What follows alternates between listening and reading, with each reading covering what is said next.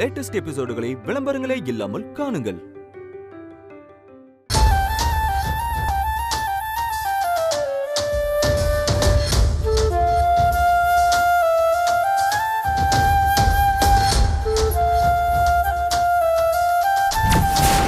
அதிரா,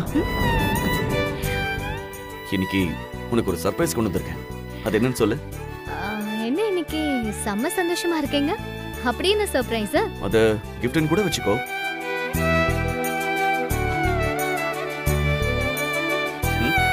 வெறும் கைய வச்சுட்டு கிஃப்ட் இருக்குன்றீங்க. கிஃப்ட் எங்க? கிஃப்ட் பொருளா இருக்கணும்னு அவசியம் இல்லையே. குழப்பாதீங்க. கிஃப்ட் காமிங்க. அப்ப கண்ண மூடு. கண்ண மூடு. நான் மூட மாட்டேன். அதிரா, நீ கண்ண மூடுனாதான் சர்ப்ரைஸ் என்ன நான் சொல்லுவேன். கண்ண மூடு. கண்ண மூடாதிரா.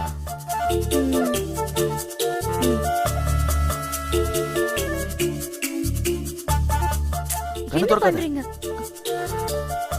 நான் சொல்ற வரைக்கும் நீ கண்ண திறக்க கூடாது.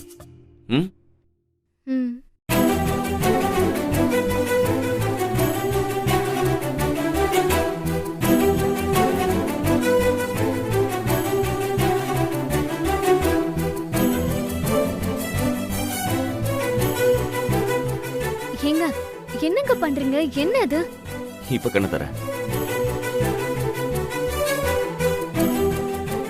என்னங்க அது? நீ ஏன் கை எடுத்துட்டு பாரு.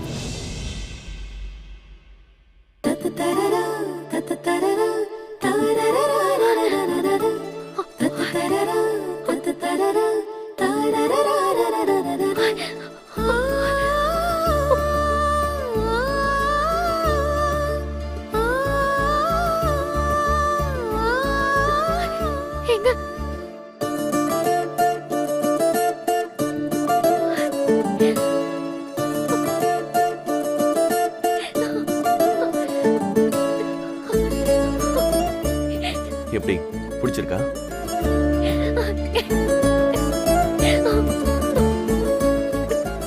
என்னங்க இது? எதுக்காக இப்படி எல்லாம் பண்ணிட்டு இருக்கீங்க? நான் லவ் பண்றல, அதை ப்ரூவ் பண்ண வேணாமா? அதான் உன் பேரை நெஞ்சில குத்திக்கிட்டேன். நீங்க என்ன லவ் பண்றது வார்த்தையால சொன்னா போதாதான், அதை செஞ்சுதான் காமிக்கணுமா? அதிரா, 1000 தடவை ஐ லவ் யூ சொன்னாலும் அந்த வார்த்தையெல்லாம் காத்துல கரைஞ்சிரும்.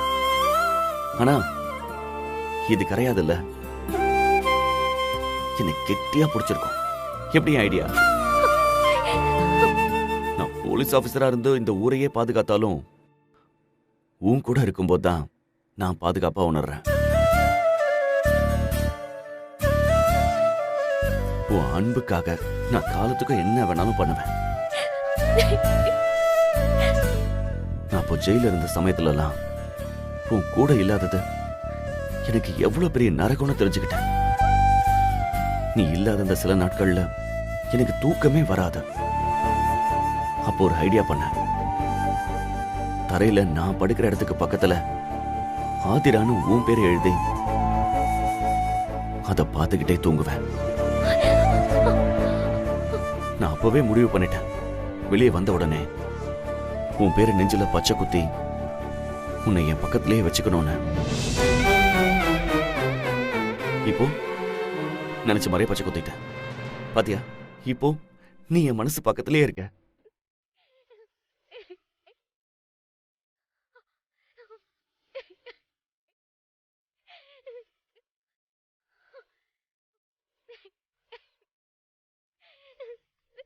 அதிரா, அதிரா,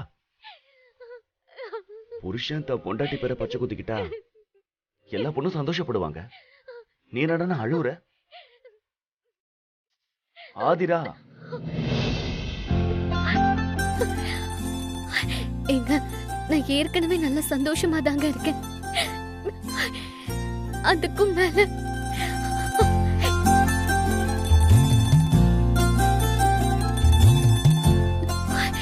ஏங்க, இத குத்தும் போது பாவம் உங்களுக்கு வலிச்சிருக்குமே, எப்படிங்க தாங்கினீங்க? அதுவா, கண்ணை மூடிட்டு பச்சை குத்துறது என் ஆதிரான்னு நினைச்சுக்கிட்டேன். ஒவ்வொரு எழுத்தா பச்சை குத்தும் போது ஆதிரா எனக்கு முத்தம் கொடுக்கற மாதிரி சந்தோஷமா இருந்துச்சு.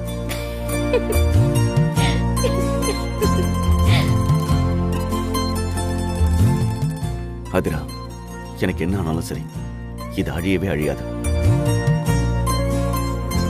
நான் செத்தாலும் கூட இது அழியாது. என்னங்க நீங்க இப்படி எல்லாம் சொல்லாதீங்க. என்ன பேச்சு இது? தீன்னு சொன்னா சுற்றுமா? ஆதிரா, பயப்படாத. நம்ம ஒன்னா 100 வருஷம் வாழ போறோம்.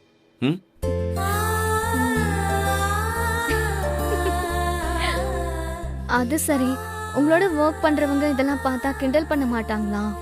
ஏன் பொண்டாட்டி பேர ஏன் நெஞ்சில நான் பச்சை குத்தி இருக்கேன், எவன் கிண்டல் பண்ணுவான்? இனிமே இந்த பச்சைய எல்லாரும் பாக்குற மாதிரி ஷர்ட் பட்டனை கழட்டி விட்டு தான் தெரிய போறேன்.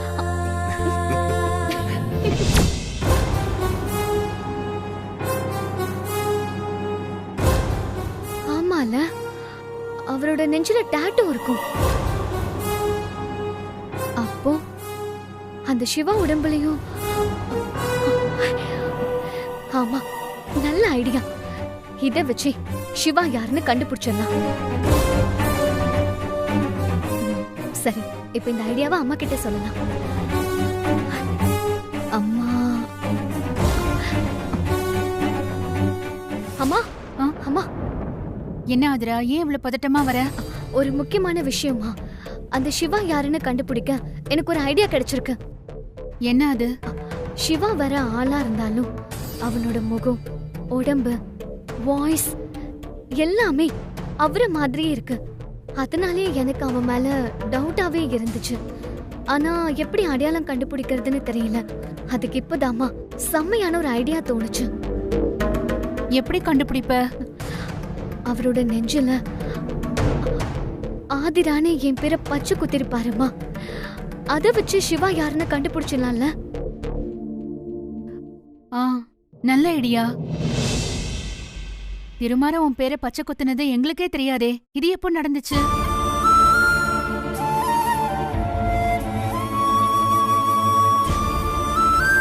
அவர் என்கிட்ட சொன்னாருமா. ஒரு நாள் திடீர்னு வந்து காமிச்சாரு. அப்பதான் எனக்கே தெரியும், 2 பேரும் 100 வருஷம் சேர்ந்து வாழ்வோன்னு ஆசையா என் பேரை அவரு பச்சை குத்தி என்ன பாதையிலேயே விட்டுட்டு போயிட்டாருமா.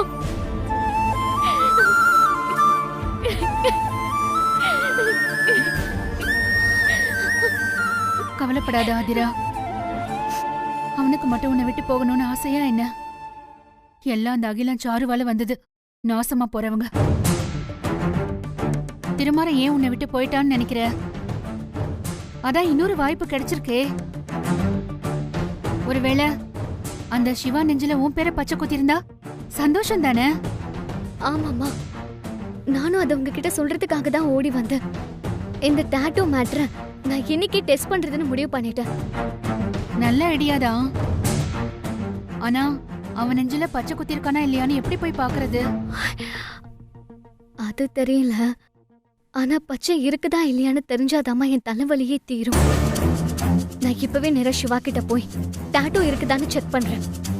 ஜாக்கிரதா ஆதிரா, அவன் வர திருட்டு பையனா இருக்கான். ஏதாவது தேவையில்லாத பிரச்சனையும் எடுப்போது. எனக்கு சிக்கலும் பிரச்சனையும் புதுசா எதுவும் வரப்போறது இல்லம்மா. ஒருவேளை அவன் நெஞ்சில பச்சை இருந்துச்சுன்னா என்ன பண்றதுன்னே தெரியலம்மா. சிவா கண்டிப்பா அவராதான் இருக்கணும். ஆனா ஏன் அவன் இந்த விஷயத்துல சுத்தணும்? எதுக்கு அவன் என்கிட்ட மறைக்கணும்? இது எல்லாத்துக்கும் விட கிடைக்கும். கண்டுபிடிக்கிறேன். ஆனா உடம்ப எப்படி செக் பண்றது?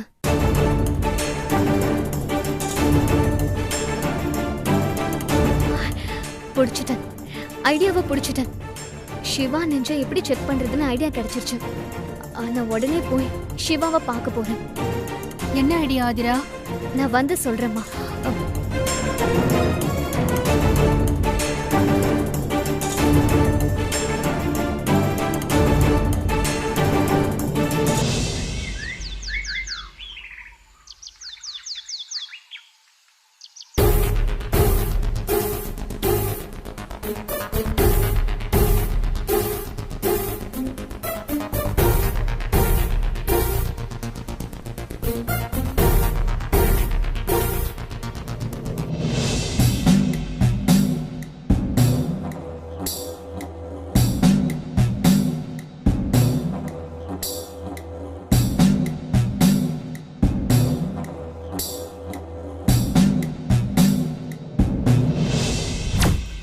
வைத்தியர் பார்க்காத நோய் உசுருக்கே ஆபத்துங்கிற மாதிரி கெட்ட நேரத்தை உதாசீனப்படுத்தின உங்களுக்கு பெரிய பிரச்சனை காத்துக்கிட்டு இருக்கு. உங்க வாழ்க்கையில அசுரத்தனமான புயல் அடிக்க போகுது.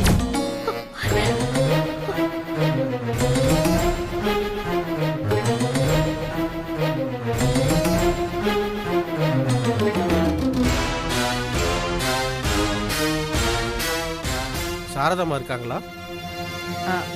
வாங்க ஜோசியரே. வணக்கம். வணக்கம். வாங்க வாங்க உட்காருங்க.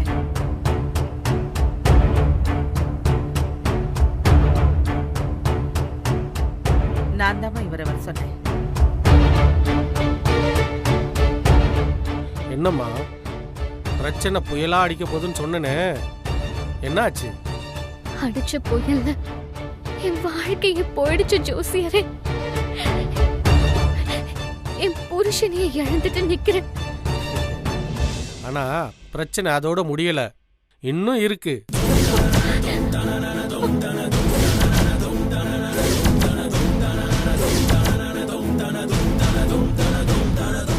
என்ன சொல்றீங்க ஜோசியரே? இருக்கிறது தான் சொல்றேன். அடிச்ச புயலுக்கு இந்த குடும்பம் ஆடி போயிருக்கு. இதுல இன்னும் பிரச்சனைன்னா என்னால தாங்க முடியாது. அது என்ன பிரச்சனை, அதுக்கு என்ன பரிகாரம்னு சொல்லுங்க.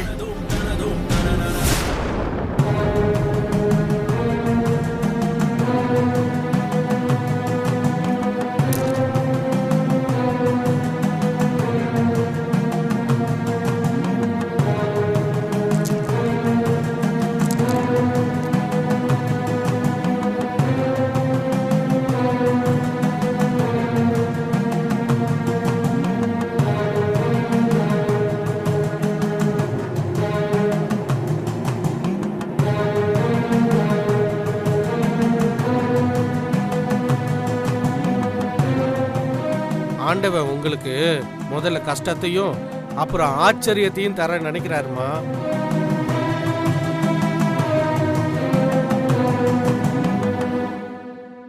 புரியல ஜோசியரே, அது என்ன கஷ்டம், என்ன ஆச்சரியம்? கஷ்டத்தை மட்டும்தான் என்னால சொல்ல முடியும், ஆச்சரியத்தை கடவுள் தான் கொடுப்பாரு. பாவம் ஆதிரா ஏற்கனவே நடைபெணமா அலைஞ்சிட்டு இருக்கா. இதுல இன்னும் கஷ்டமா? இதுக்கு ஏதாவது பரிகாரம் இருக்கா? நிச்சயமா இருக்கு. அந்த பரிகாரம் செஞ்சா எல்லா சிக்கலும் தீர்ந்து ஆதிராவுக்கு விடிவு காலமே பிறக்க போகுது. அதுக்கப்புறம் சந்தோஷமா இருக்க போறீங்க.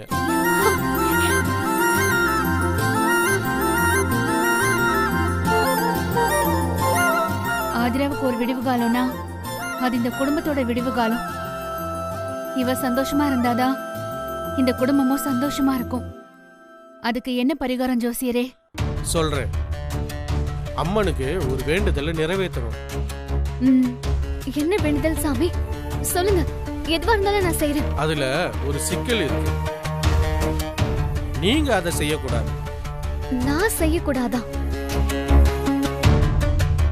ஆதிராவுக்கு இப்ப நேரம் சரியில்லை. அதனால ஆதிராவுக்காக அவங்க அம்மா வேண்டுதலை நிறைவேற்றணும்.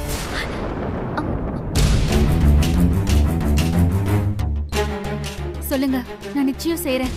மஞ்சள் புடவையை உடுத்தி தலையில தண்ணி பானையை சுமந்து அம்மன் கோயில சுத்தி வந்து பொங்கல் வைக்கணும்.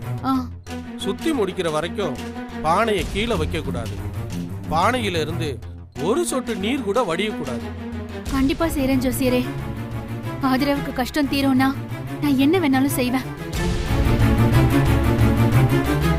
ஆதிரா சார்பா நீங்க வேண்டுதலை நல்லபடியா செஞ்சிட்டீங்கன்னா ஆதிராவோட கஷ்டம் மட்டும் இல்ல, இந்த குடும்பத்தோட மொத்த கஷ்டமும் தீரப்போகுது. ஆதிராவுக்காக நீங்க செய்யற இந்த பரிகாரம் தான் இந்த வம்சத்தையே காப்பாத்த போகுதுமா. அது எப்படி? ஆதிராவோட பரிகாரத்தை ஆதிரா தான் செய்யணும், மத்தவங்க எப்படி செய்ய முடியும்? அவளோட கெட்ட நேரத்தாலதான் புருஷனே இழந்திருக்கா. இதுல இப்ப பரிகாரத்தை பண்ண சொல்லி இன்னும் சிக்கல் ஆகுறதுக்கா? கெட்ட நேரத்துல புருஷனை இழந்துட்டாங்களா? முதல்ல இந்த பரிகாரத்தை செய்யுங்க. கோவில்ல நிறைய ஆச்சரியம் தர்றதுக்கு அந்த கடவுள் காத்துக்கிட்டு இருக்காரு. அது என்ன ஜோசியரே? உங்க கேள்விக்கெல்லாம் பதில அவரே தருவாரு. நான் போயிட்டு வரேம்மா. நான் வரேம்மா. எப்படியோ ஆதிராவால நம்ம குடும்பத்துக்கு விடிவு காலம்னு இருக்கு. நல்லது நடந்தா சரி.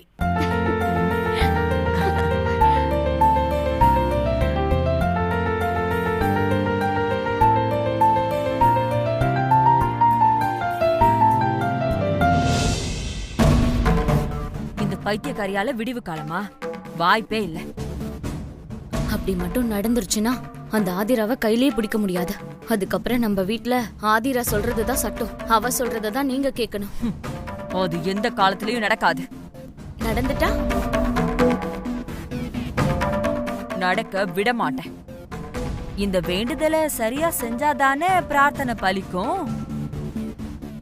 பரிகாரம் பாதியிலே நிக்கிற மாதிரி செய்யறேன். என்ன செய்ய போறீங்க? அது என்னன்னு கோவில்ல வந்து பார்க்க தானே போற.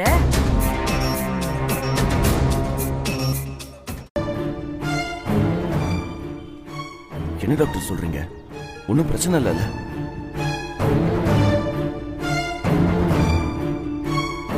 ஐயோ டாக்டர், எனக்கு பையன் உசுரோட திரும்பி வரணும். எப்படியாவது காப்பாத்துங்க டாக்டர்.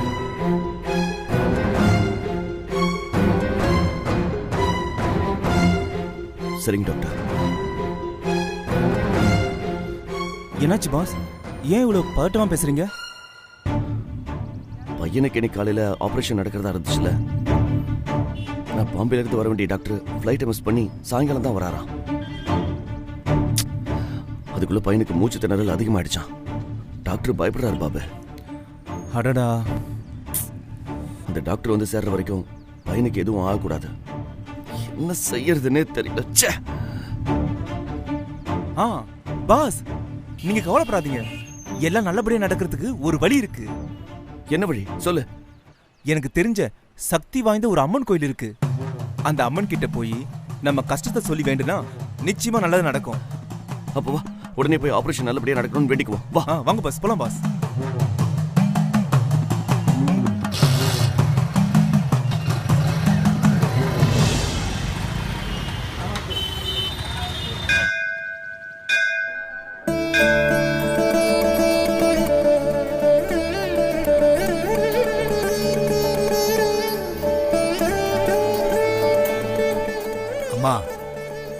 நான் செய்யற தொழில் பிரமாதமா போயிட்டு இருக்குமா.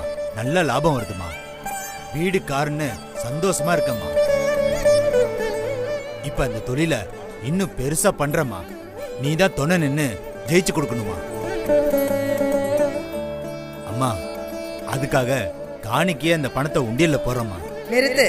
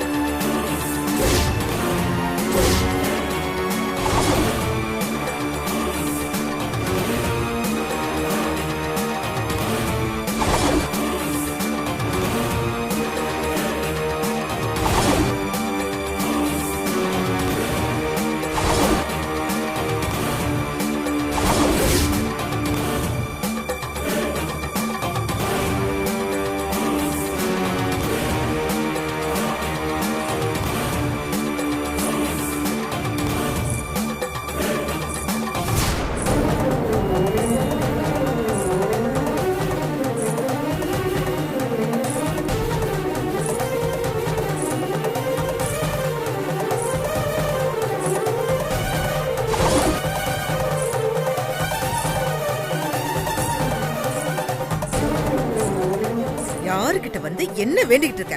போடா வெளியே. நான் வேணா உனக்கு என்னமா? என் தொழிலுக்கு லாபம் வேணும்னு நான் வேண்டேன். தப்பு வேண்டதுல இல்லடா. ஆனா எதுக்காக வேண்ட? நீ நடத்துறது பார் தொழில். உன் சுயநலத்துக்காக சாராயத்துல கலப்படம் பண்ணி மக்களை சாகடிக்கிற. இதுல இன்னும் லாபம் வேணும்னு வேண்டுவியா? டேய், நீ செய்யற தொழிலால எத்தனை குடும்பம் நாசமாயிருக்கு தெரியுமா? என்னம்மா சொல்றீங்க? நான் நடத்துற தொழில் உங்களுக்கு எப்படி தெரியும்?